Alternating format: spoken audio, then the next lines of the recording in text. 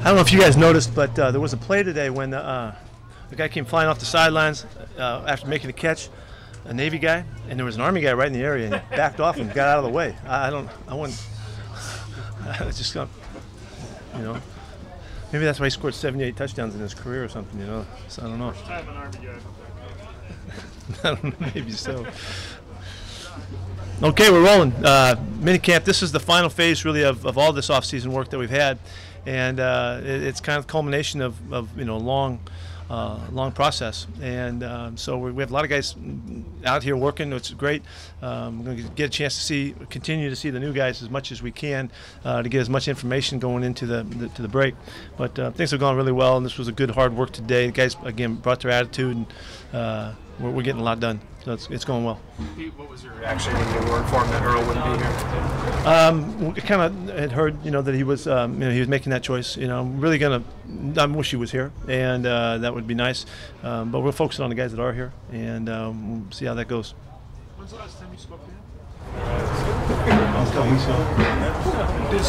ago. Is he still in the program in your mind, or do you think he's on the outside? Yeah, he's up contract. Sure. But I mean, as far as buying in and being part of the team and being dedicated. Yeah, Earl doesn't know any other way. He gives you everything he got when he's with you. So you expect when the season begins he'll be here? We'll see. We'll see what happens. I don't know. What would you say about the overall mood of the training camp excitement? They're just ready competition. What would you say that you've seen enough of it? The energy has been fantastic. Really, it's in the air. You can feel that the guys are. Really, they're attentive and focused and involved and having fun. And you watch how we do it. The energy out here was great again today. So this is, I don't know, what are we, 6-7 weeks into the work on the field and all that. This is excellent, and the leadership is doing a great job of setting it in motion, and the young guys that are here for the first time, or guys that are here for the first time, they're sensing what it's like to be part of this program, and they're kind of full and on and going and having fun with it, and that's how we play and practice at a really high level and with a lot of energy, and we've seen nothing but that. It's been great.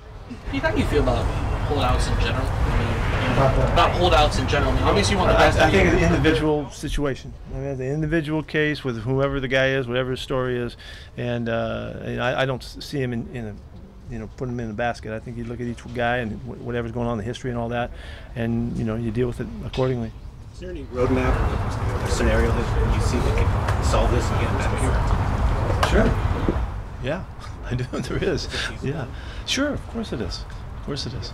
Hey Pete, you mentioned Keenan Reynolds earlier. What have you seen from him and David Moore and some of the other guys in the wide receiver room that are kind of? If you watch practice today, Keenan had a really good day, and he took advantage. We're resting Doug today, and in this camp, Doug has had a fantastic offseason.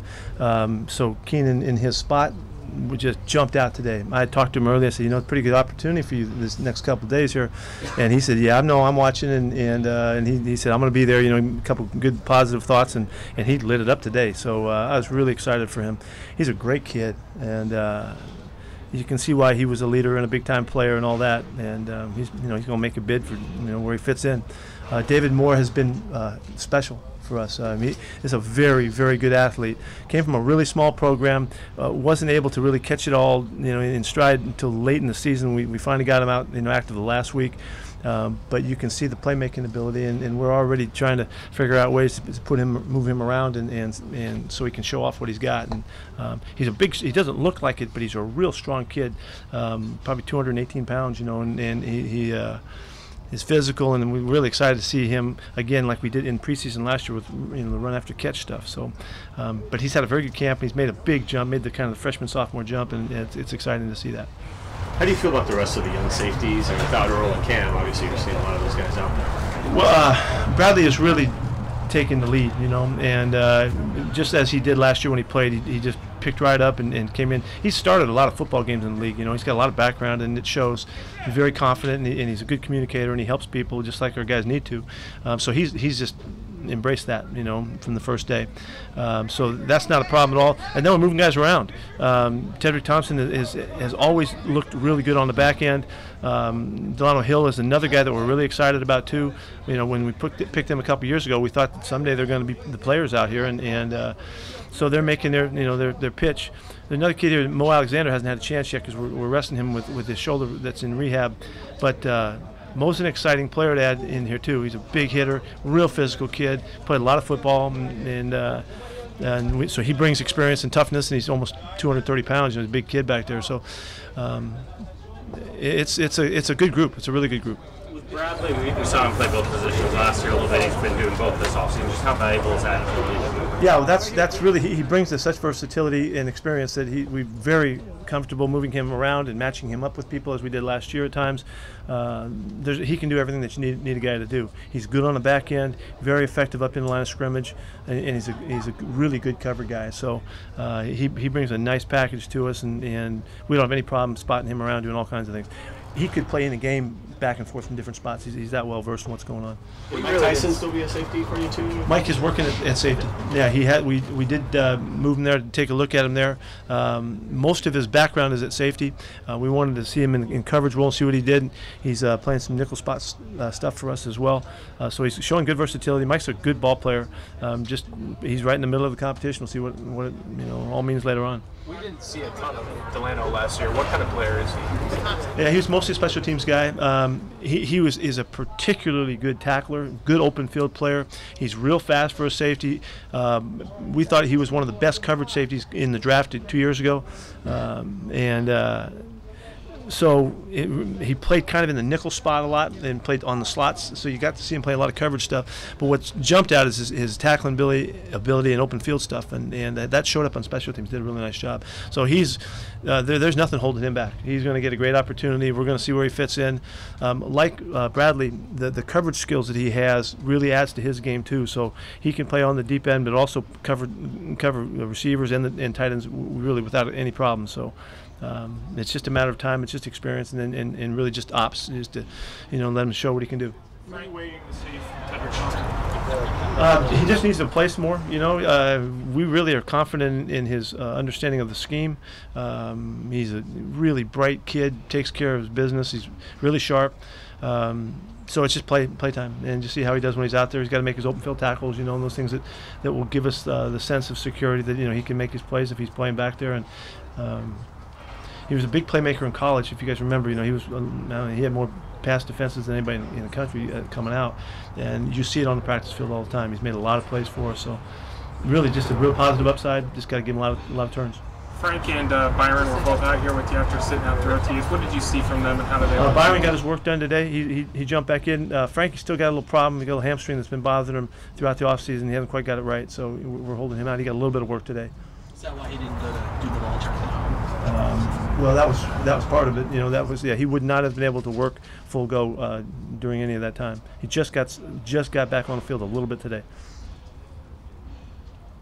Anything else? That's your cue. What you've seen in your new OC and your new DC. Yeah, well, we're just getting started, but everything has been positive about the transition to a new voice on both sides of the ball. Kenny is not a big transition for us because he's been with us so long and with their system and all that. So that's a real natural, smooth move. But there's more of a transition with Shadi and with Mike Solari coming in on the offensive side. Both those guys are so well versed and so experienced in the league. They've made great sense of our scheme and mixing the things that they wanted to bring in to us. And so we're off and running.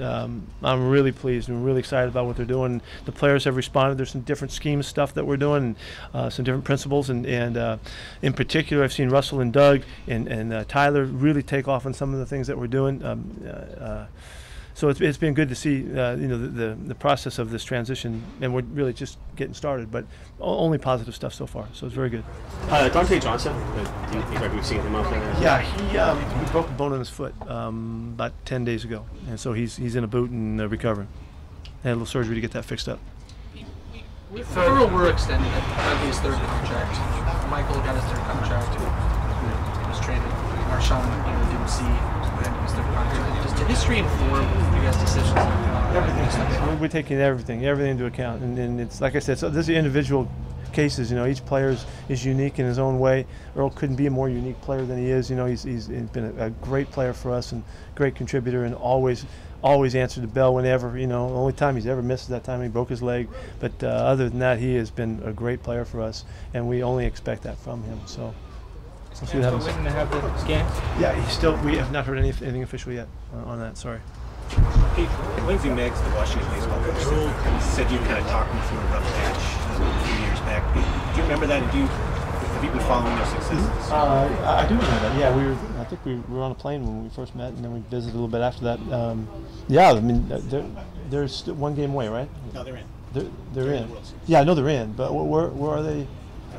They're just starting. Okay, they just played in. Okay, so yeah, that's fantastic. Girls played good too, so a lot of good baseball being played up here. Rain doesn't do anything to baseball around here. Thank you. How about the Mariners?